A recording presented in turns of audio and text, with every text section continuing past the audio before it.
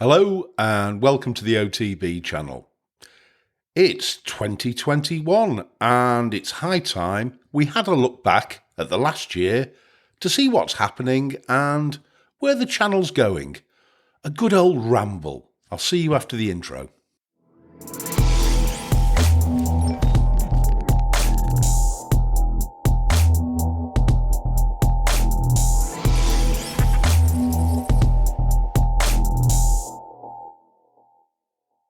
Okay, welcome back everyone. Happy New Year, and I hope you had a good one.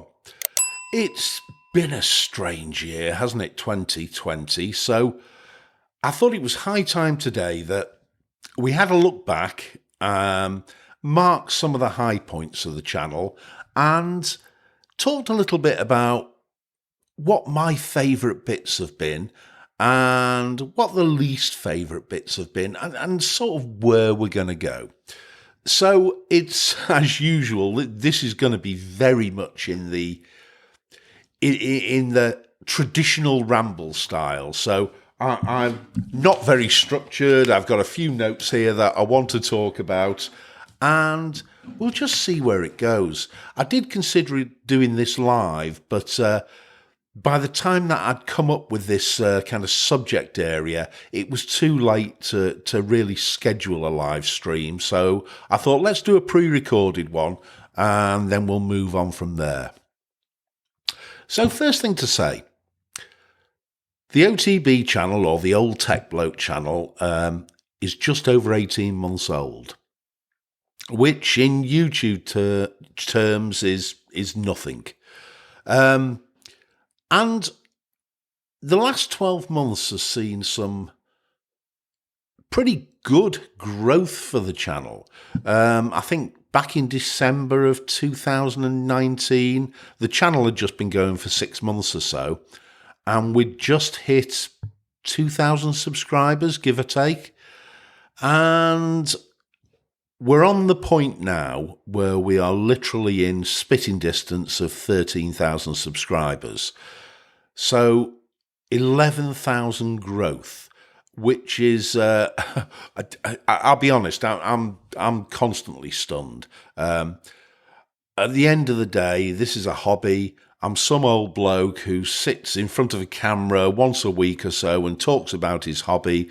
And the fact there's nearly 13,000 of you have felt that you would like to subscribe just continually blows me away. So, thank you very much for that, guys. And going forward over the coming year, hopefully you continue to think that. And what I can commit to is I will continue to treat this as a hobby channel. And that's important. Because I see the channel, I saw it right from the beginning, and I still see it as this. It's not a business. The channel is an extension of my hobby. And what I tend to do as videos is really a reflection of what I've been doing anyway, as I've been playing with Linux, and I've thought it might be a good idea then to produce a video and take you with me. And that sort of dictated how the channel has grown, and I suppose the format of the content that's produced. I'm very much focused on desktop Linux. I have little or no interest in Linux on the server, simply because it's not something I'm involved in, and that's not going to change. So when people ask me questions such as, can you look at containerization? Can you talk about setting up a website or things like that? The chances are I'm going to say no, simply because I'm not interested in it. So I will continue to do what I'm interested in. I do respond to requests if I'm interested in what's being asked to do. And I've quite enjoyed the freedom that's given. And 2020 has been, it's been a really weird year for the channel. So I started off, I do my Saturday video, which I really enjoy. I look forward to doing it in the afternoon. I look forward to reading the comments afterwards. And then suddenly we had lockdown. And lockdown, in many ways, had a really positive effect on the channel. I was suddenly able to produce 3-4 videos a week, and this is where the channel saw real growth.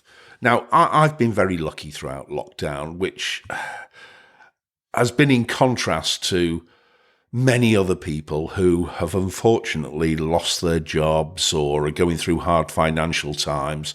I've avoided that, and I thank my lucky stars every day. But as soon as lockdown finished, we had to go back to what we were doing before. But the channel has continued to see growth. And I have to say, in the future, it's probably still going to proceed on the basis of 1 video a week. We're going to have a look at what I've done over the year, because I've learned a massive amount over the year. And I think for me, that has been one of the key things about the channel, the amount I've actually learnt going through it. I've also got a huge amount of satisfaction from the channel, and I've enjoyed interacting with all of you. You know that I've recently produced a couple of live streams, and wow, I enjoyed them a great deal. And certainly there'll be more live streams coming up over the course of the year. But let's focus. Yeah, there's been some highlights in the year. Certainly this growth of an additional 11,000 subscribers has been, wow, I'm just blown away by it. But there's been some marked points in the year that have been great. As you know, I've moved into the cabin now. Pretty much full-time as far as the channel's concerned. In fact, the old room, my wife is actually wanting to turn it into a sewing room. So all that's there at the moment is a laptop and a separate screen, and my old Rode Podcaster or Procaster mic, which is a great mic, but I'm leaving it up in the spare room at the moment. And I finally got the cabin to the point where we're pretty much there. I've spent a lot of money on lighting. I've got some softbox lighting. I've got some Philips Hue lights. We've got some furniture, a carpet. And over the Christmas period, I finally got some net curtains on the windows, so we're not getting blinded anymore. And from a security point of view, people from outside can no longer look in and see the kit that I've got here. So I'm feeling a little bit more secure. And you might have noticed I've done an upgrade over Christmas. New microphone and a microphone stand rather than a boom arm. So this is the Rode Pod mic. It's been one that I've been itching to get hold of for a while.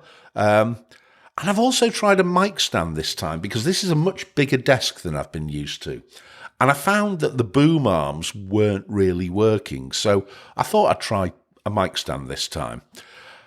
I wanted to get back into a dynamic mic. I felt that the AT2020 that I reused when I first moved down here, because I didn't want to move my expensive Rode mic down here, was a bit echoey. So I'm pretty pleased that I'm back on a dynamic mic. So I have been testing it for the last week or so. So this is the first video I've done, and it seems to be working a treat. Needless to say, with a dynamic mic, it's needed a bit of a boost. So far on all my dynamic mics, I've avoided paying out £150 for a cloud, what do they call them? Cloud something or other. The preamp booster, or whatever you call them. Cloud lifter, that's it. And I've discovered a little a UK website called Gear for Music, and they sell something similar called a Sub-Zero SZ-MB1, and it's like under 30 quid, and it seems to do the job fine. So we're set up now. I've got my lighting. It's not perfect yet. I'm still playing. I've got different bulbs in the soft boxes so I can change the colour and tone now. Even got a remote control for them. And I have a feeling that we're getting there. So I'm feeling more settled now. I think the channel's got its own home, and that's been great. As far as the year itself has been concerned, well, it's been a really weird year, hasn't it? It's been a year of uncertainty. So the channel, it's been really positive, but we've had this virus that's galloped across the world, and certainly it shows no sign of going away as yet. We're in tier 4 here in Lancashire, which is the highest tier, and it just seems to be going from bad to worse. And as you're all aware, my immediate family, myself and my wife, have been very lucky. We've not been subject to it, but my mother was. She survived, luckily, which for someone in her 80s, she's a fighter. She managed to get through it, but I will be so glad when it goes away. And I'm hoping the vaccine, which is going to be rolled out to us all over the next few months, will get us back to normal, get us back to a normal way of living. For geeks like me, who quite like working in their bedroom and have quite enjoyed the idea of working remotely more than I ever have before, it's not been horrendous. However, I'm starting to get a little bit sick of it now, and I would like to go out to the pub occasionally, and I would like to go and visit my family, and I'm sure you're all in a similar situation. So hopefully that happens. I don't know when the vaccine's going to happen here. As I'm kind of getting to be a little bit long in the tooth, I'll probably get it quicker than the many younger people around. I think they're doing the over 80s first and then working the way down. So my mother and my older relatives haven't had it yet, but as soon as they've had it, I think it then falls to my generation, and I'm certainly going to get it straight away. In fact, I even qualified for a free flu vaccine over Christmas. I got a text saying, come and get your free flu vaccine. So I thought, well, why not? You know, it's all about good health, isn't it? So, yeah, it's been a strange year in that way. Work-wise has also been really weird. You all know that I work in the training industry, essentially, in financial services, and my training has moved to pretty much online. So I do remote training constantly now. And actually, far from the lockdown having a negative effect on that, things have gone mad over the last few months. As you probably know, I had originally planned to have a couple of weeks off over Christmas, and I ended up just having Christmas Eve, Christmas Day, and Boxing Day off. Then I was back at work last week. I took New Year's Eve and New Year's Day off, but it's pretty much as normal. And I was feeling pretty tired, to be honest. So the few days that I've taken have been very welcome, but I'm hoping to do a bit of a catch-up and perhaps have a real week off towards the end of January or the beginning of February. Having said that, I mean, I think this is probably the first time in 18 months where I've had a clear fortnight between producing videos. And I felt a bit guilty about that, to be honest, but last weekend, well, it was Christmas, essentially, Boxing Day, and I sort of felt that, no, come on, take a fortnight off, spend some time with your wife and what have you, do a proper Christmas. You've not had a great break, so I did, and I have to say, I feel much better for it. Sometimes you just have to take some time off. So what else have I got to say? Yeah, so the channel has gone from strength to strength, and we've looked at lots of things, and I'm going to go through some of the videos briefly in a second and just talk about them. But I did want to bring up this whole issue of monetization. This channel is not a business. I don't see it as such. Yes, it earns me money. It doesn't earn me a huge amount of money, but it earns me some money.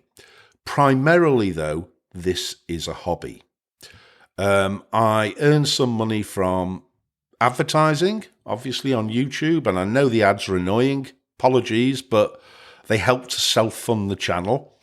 And I've started to earn some from library, which has been great. And then, as you know, earlier this year, I opened a Patreon account. And I can't thank the Patreons enough because they have really helped to get everything set up in terms of the kit.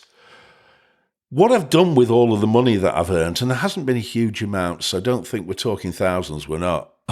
Believe me, we're talking hundreds. Most of it has been ploughed back into the channel, and with the exception of a few Saturday night takeaways that myself and my wife have had. So I'm really appreciative of the funding.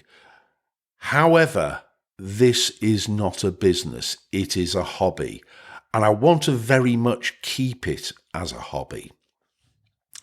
Now, what that means is that I don't want to ever have to feel under pressure to produce a video that I don't want to produce, or to produce a video or so many videos per week just because I feel beholden to people to produce a video because of their support. And it started me thinking about monetization going forward. And I currently bring in funds from 3 sources. There's the ad revenue, there's library, which isn't a huge amount, but it's very welcome. I'm quite surprised at how many people are watching me on library. I think I've got just under 1,500 subscribers there, which for library, it's pretty good. And from Patreon.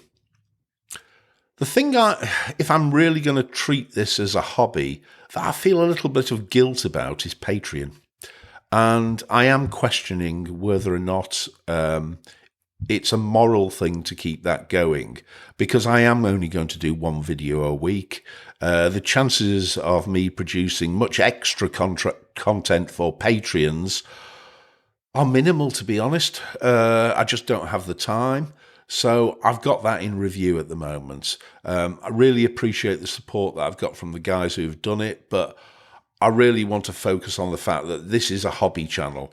I do it because I enjoy it, and I don't ever want to feel under pressure to have to produce a video simply because there are expectations out there. I do it because I want to do it more than anything else.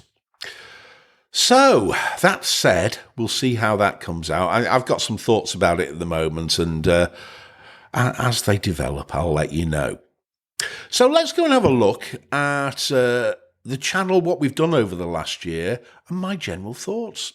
So you should see now on your screen, we've got the combined screen up, and I've got my my channel up in the web browser, and I think we're at 131 videos at the moment, and I can keep scrolling and scrolling and scrolling, and I've covered a range of different items.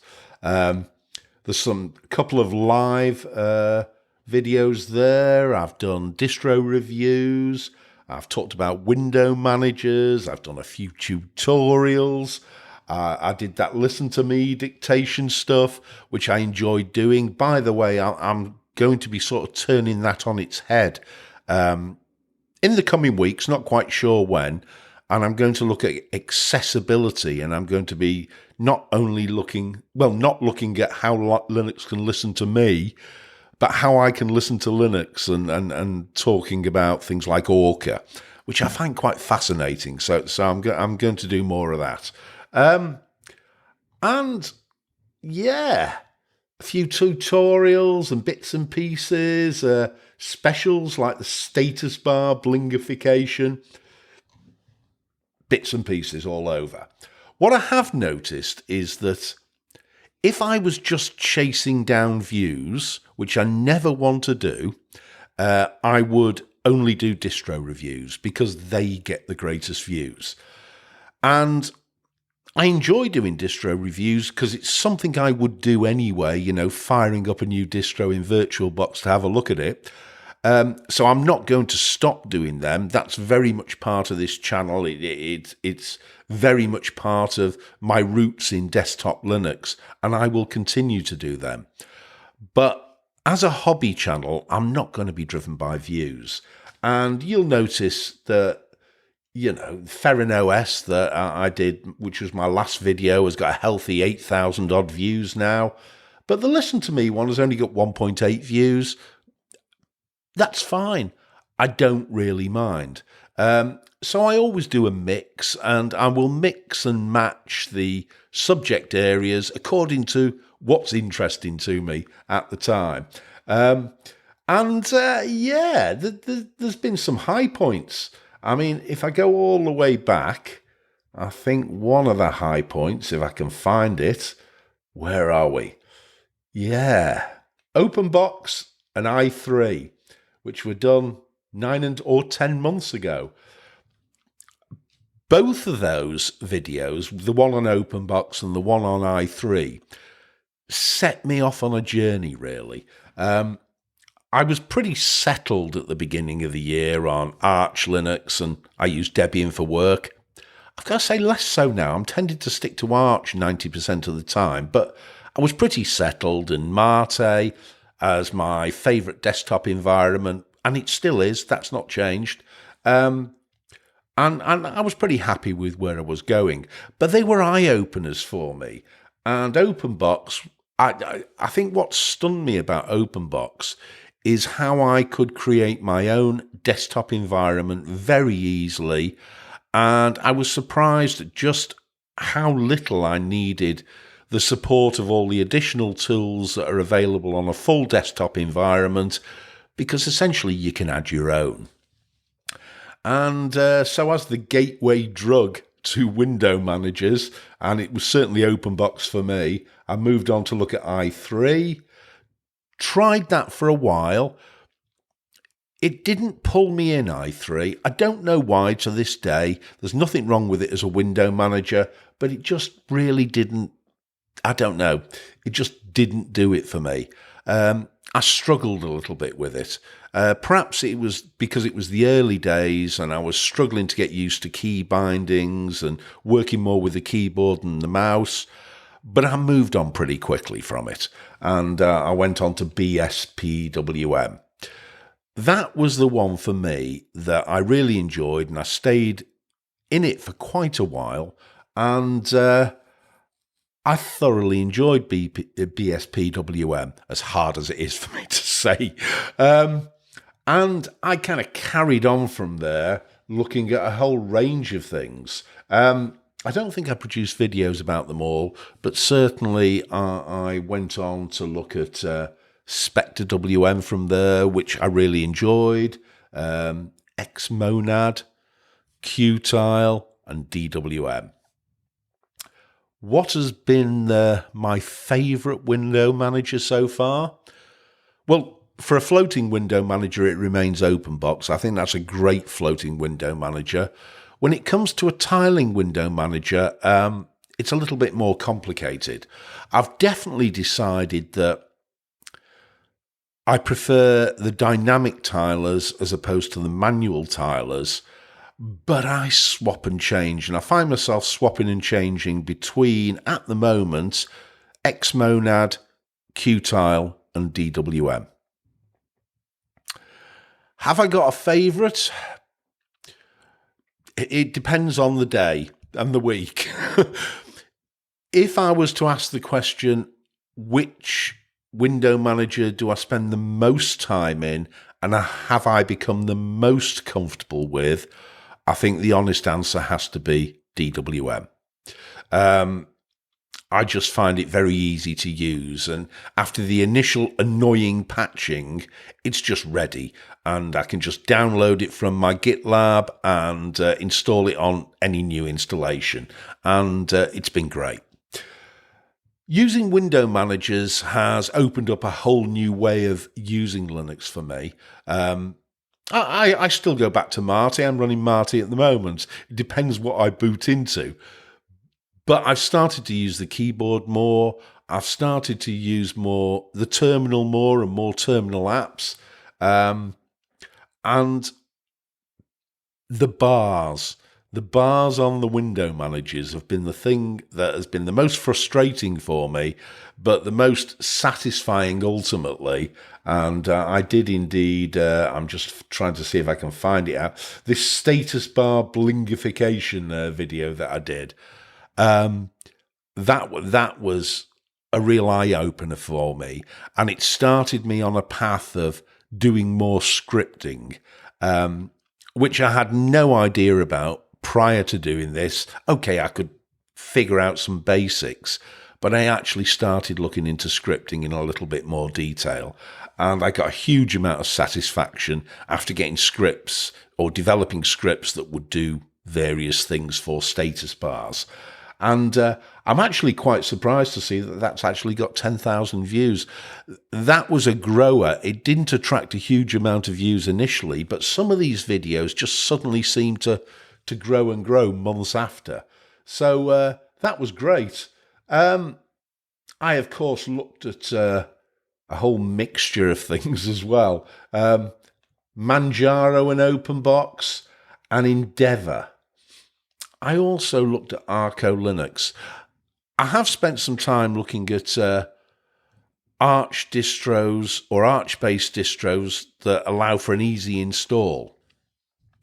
And although the Arch that I'm on at the moment was installed the Arch way, and this has been with me, this particular installation, for over a year now, so for those who say that Arch isn't stable, I beg to differ. I've had no problems with it whatsoever.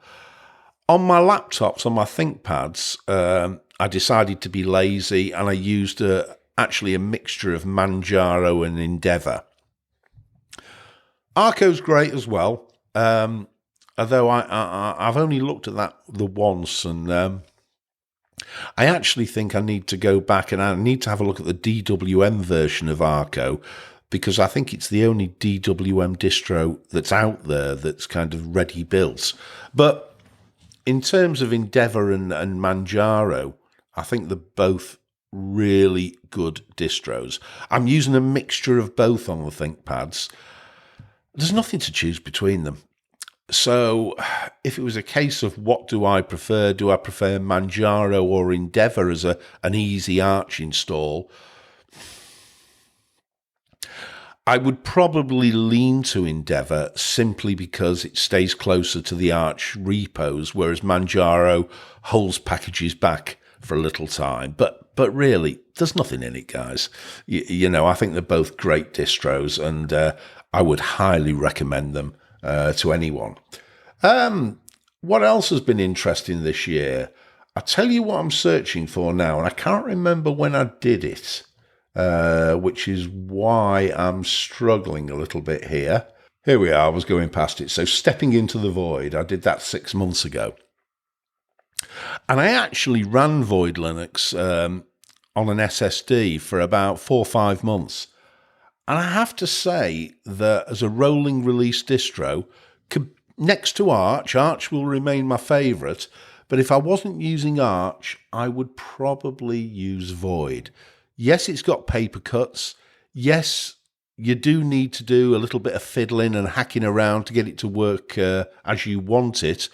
But I like the package manager that it comes shipped with. I enjoyed the distro.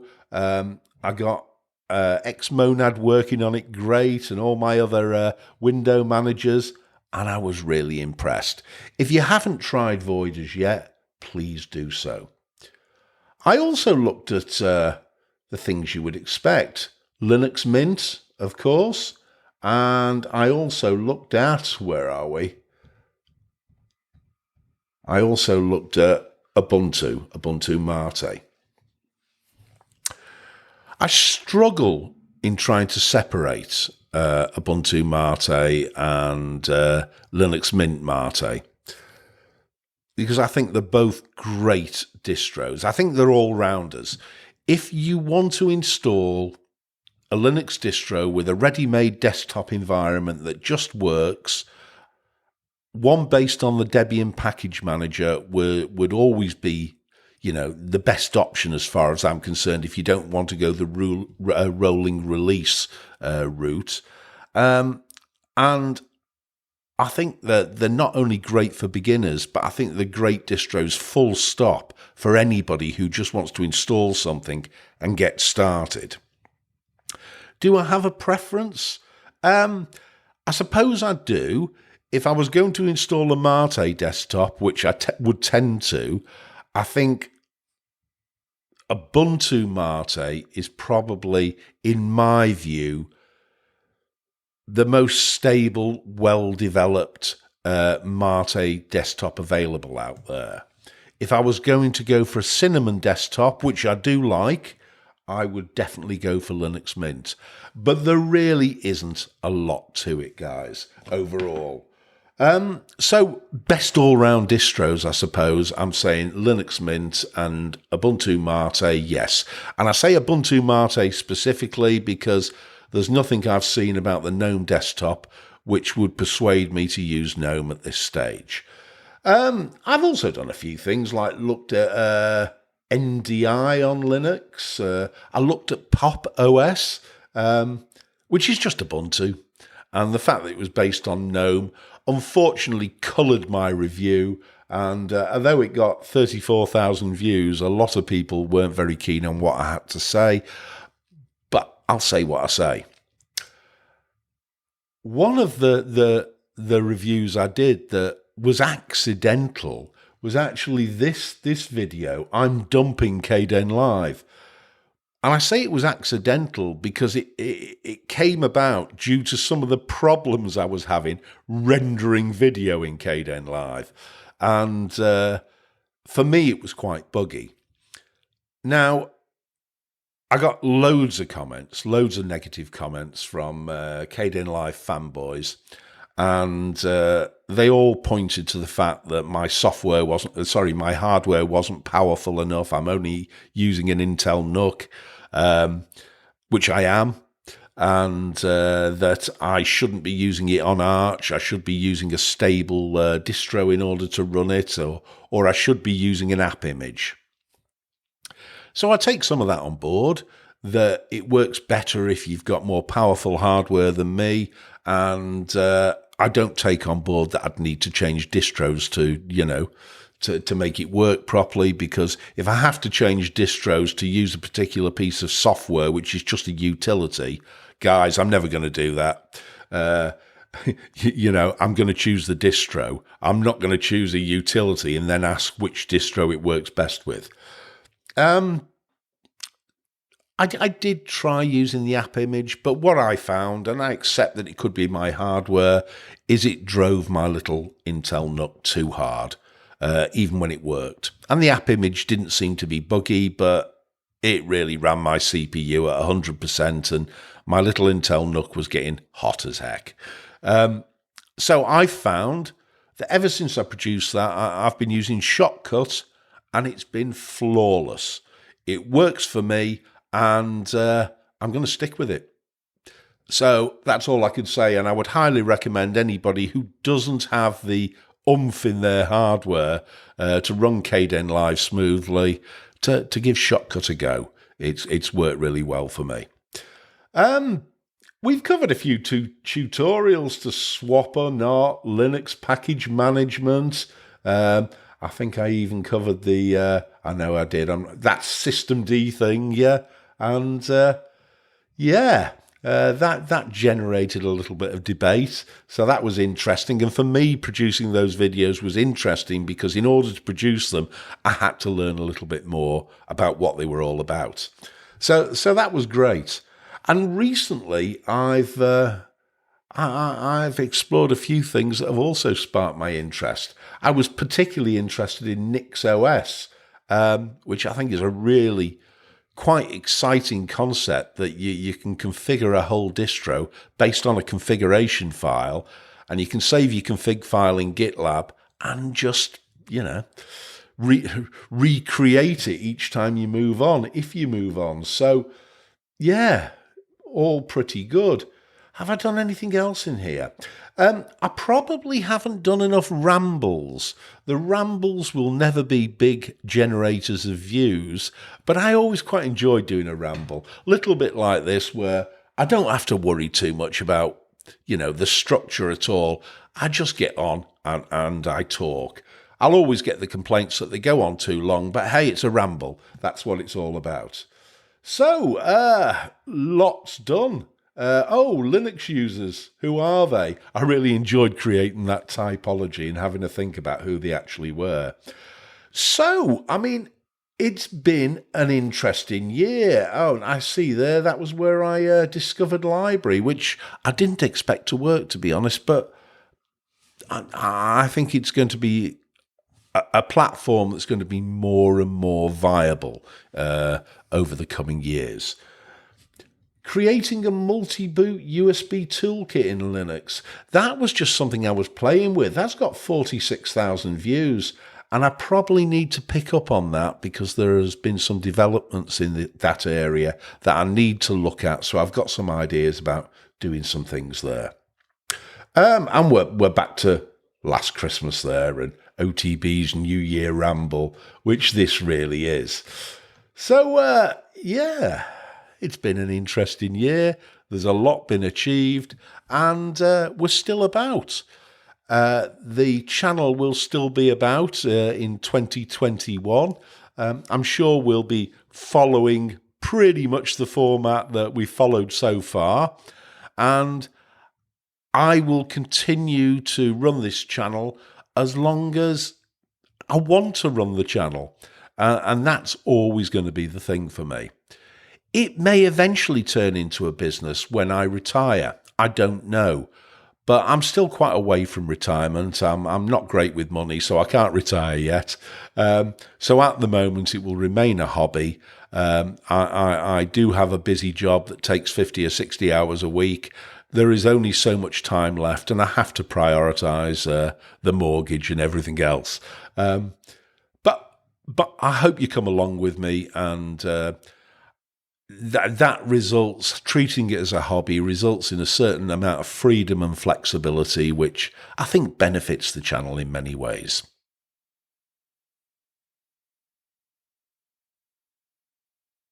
So that's the OTB 2020 Ramble, or the New Year Ramble. I haven't bothered putting placeholders in here because it's been so unstructured. I thought what I'd do is a ramble in the very traditional sense and switch on the camera and turn on the mic and just talk to you, which I love doing, and there'll be more of that when I do the live streams in the future, because I've missed doing these traditional rambles, really, and not all of them need to be hung on a particular subject area. So that's all I've got to say today, guys. I hope we go into the new year in a much more positive format. Let's get rid of this horrible thing that's, wiping people out all over the place. Here in the UK, we've got some challenges, certainly. We're now an independent country, and whatever your view of that is, I think we're probably likely to have a few challenges in the new year before it gets better. But all good, I'm always up for a challenge. So thanks very much, guys, for all of your support so far. It really is appreciated. I hope you've enjoyed this video. Please come and join me on the Facebook group. That's the only social media that I really maintain properly. I struggle to do more than that. But it's a friendly little group. There's about 300 of us there, and it's fairly active.